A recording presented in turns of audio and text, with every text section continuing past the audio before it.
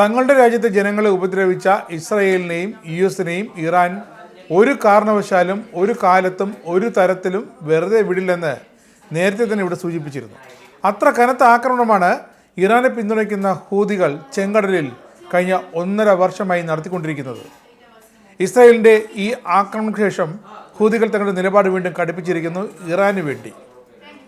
12 ദിവസത്തെ ഇറാൻ്റെ ഇസ്രായേലിലേക്കുള്ള മിസൈൽ ആക്രമണങ്ങളിൽ ഇസ്രായേലിൻ്റെ പ്രധാനമായ അടിസ്ഥാന സൗകര്യങ്ങളൊക്കെ തകർന്ന് നാമാവശേഷമായിരുന്നു. കോടിക്കണക്കിന് ഡോളർ വേണം ഇനി അതൊക്കെ പഴയ സ്ഥിതിയിലേക്ക് പുനർനിർമ്മിക്കാനായിട്ട്. അതിനിടയിലാണ് ഹൂതികൾ ഇസ്രായേലിൻ്റെ ചെങ്കടലിലെ തന്ത്രപ്രധാനമായ ഒരു തുറമുഖം അടച്ചു പൂട്ടിച്ചത്. ഇസ്രായേലിന് നേരെ ഹൂതികളുടെ മിസൈൽ ആക്രമണം കാരണം കടക്കണിയിലായ ചെങ്കടലിലേക്ക് പ്രവേശനമുള്ള ഇസ്രായേലിൻ്റെ ഏക സമുദ്ര കവാടമായ എയ്ലാത്ത് തുറമുഖമാണ് അങ്ങനെ എന്നേക്കുമായി അടച്ചുപൂട്ടുന്നത്. ഇനി ഇസ്രായേലിന് അടിയന്തര സാഹചര്യങ്ങളല്ലാതെ ഈ തുറമുഖം വഴിയുള്ള യാത്ര സാധ്യമല്ല. അല്ലെങ്കിലും ചെങ്കടലിൽ ടഗ്ഗുമായോ കപ്പലുമായോ ബോട്ടുമായോ ഇറങ്ങിയാൽ അപ്പോൾ തന്നെ ഹൂതികൾ അത് മണത്തറിയും, അവർ അത് അടിച്ചിടും. അതാണ് ഇപ്പോഴത്തെ അവസ്ഥ. ഇസ്രായേൽ അത് പുറത്ത് പറയുന്നില്ല എന്ന് മാത്രമേ ഉള്ളൂ.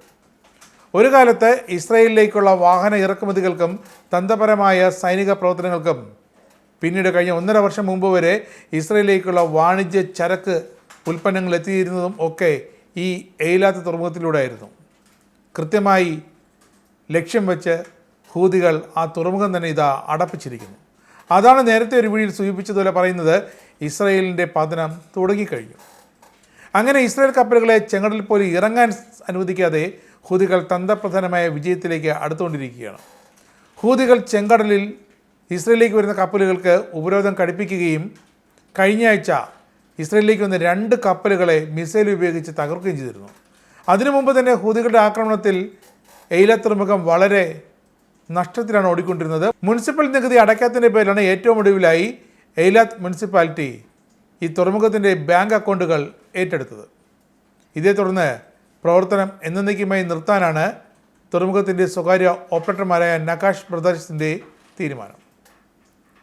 ഇനി ഈ അടച്ചുപൂട്ടൽ പൂർണ്ണമാകുന്നതോടെ ചെങ്കടലിലേക്കുള്ള ടഗ് ഓപ്പറേഷനുകളും ഇസ്രായേൽ നാവികസേനയുടെ മറ്റ് നീക്കങ്ങളും ലോജിസ്റ്റിക്കൽ പിന്തുണയും ഒക്കെ സ്തംഭിക്കും.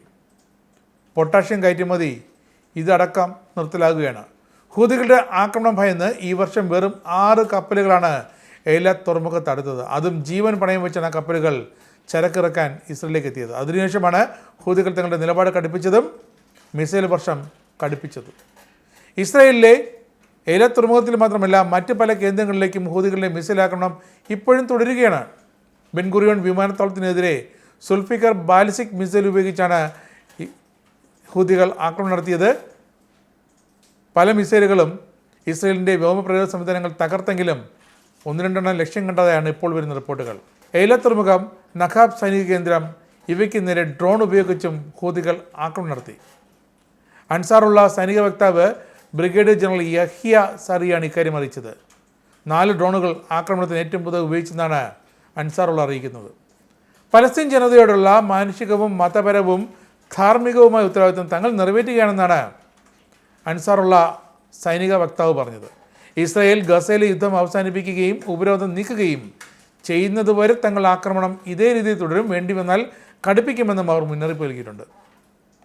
പിന്നെ അധിനിവേശ പലസ്തീനിലെ തുറമുഖങ്ങളിൽ പ്രവർത്തനം നടത്തുന്ന അന്താരാഷ്ട്ര കമ്പനികൾക്കും ഇതാ ഹൂതികൾ ഇമെയിൽ വഴിയും മറ്റും മുന്നറിയിപ്പ് നൽകിയിരിക്കുകയാണ്. വീണ്ടും ഇനിയും അവിടെ പ്രവർത്തനം തുടർന്നാൽ ചെങ്കടലിലൂടെ നിങ്ങളുടെ എന്തെങ്കിലും ഒരു ഉൽപ്പന്നം ചരക്ക് നീക്കം നടക്കുന്നതായി അറിഞ്ഞാൽ ആക്രമിക്കും, ആ കപ്പൽ മുക്കിയിരിക്കുമെന്നാണ് മുന്നറിയിപ്പ്.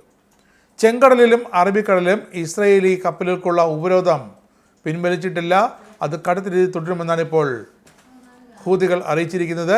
അൻസാറുള്ള പറയുന്നതനുസരിച്ചിട്ട് വളരെ വ്യക്തമായൊരു യുദ്ധതന്ത്രത്തോടെയാണ് ചെങ്കടലിൽ ഹൂതികൾ ഇപ്പോൾ മുന്നോട്ട് നീങ്ങുന്നത്. ഇസ്രായേലിൻ്റെ തന്ത്രപ്രധാനമായ എയ്ലാത്ത് തുറമുഖം അങ്ങനെ ഹൂതികൾ അടച്ചുപൂട്ടിയിരിക്കുന്നു. ഇനി ഇസ്രായേലിൽ ഹൂതികളും പിന്നെ ഇറാൻ സൈന്യവുമൊക്കെ എന്തൊക്കെ കാട്ടിക്കൂട്ടുന്നുവെന്ന് കണ്ടറിയണം. ഇസ്രായേലിന്റെ 5 സൈനിക താവളങ്ങളിൽ കനത്ത നാശനഷ്ടം. മോദി വെളിപ്പെടുത്തുന്ന ഇന്ത്യയുടെ വികസനത്തിന്റെ മയക്കുമരുന്ന് വിൽപ്പനയ്ക്കെതിരെ ശക്തമായ നടപടിയെടുത്ത് ഷാർജ പോലീസ്. അമേരിക്കയിലെ സാധാരണ മനുഷ്യരോട് കൂടിയാണ് കോൺഗ്രസിനുള്ളിൽ പങ്കുവയ്ക്കാൻ ഓപ്പറേഷൻ സിന്ദൂറിൽ ഉപയോഗിച്ച